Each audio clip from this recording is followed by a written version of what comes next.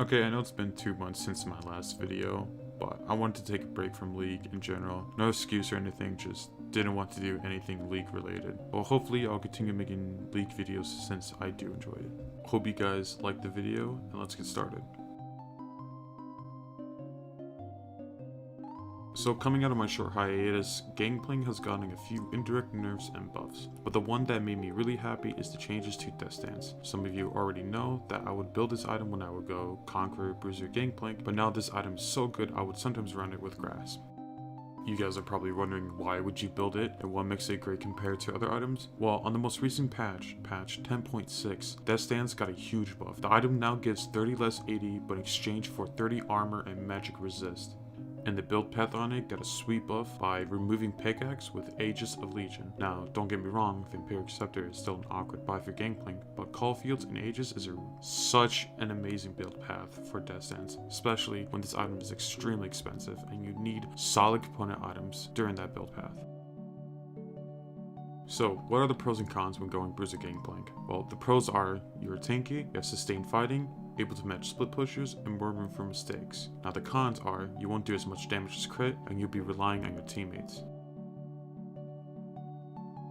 So what does this item mean for Gangplank? Well, you're more of a frontline bruiser when building this item. Your build will be Sterix Gauge, Spirit Visage, Guardian Angel, Mortal Reminder, or Lord Dominic's Regards. You'll become the frontline unkillable monster for your team. Your job with this build is to literally go and soak up as much damage as possible and be the frontliner that your team may need. A good example will be these two games that I've played in Grandmaster's Elo. As you can see, compared to my teammates, my kitty isn't as good as theirs, but when looking into the stats, I do just as much damage as them.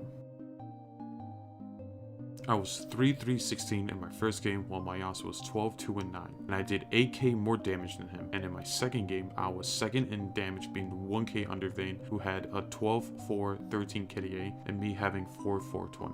So even if I were to build a Bruiser, the damage that Gangplank can pull out has potential, and I know some of y'all are wondering, well, if you were to go crit, you could be doing more damage.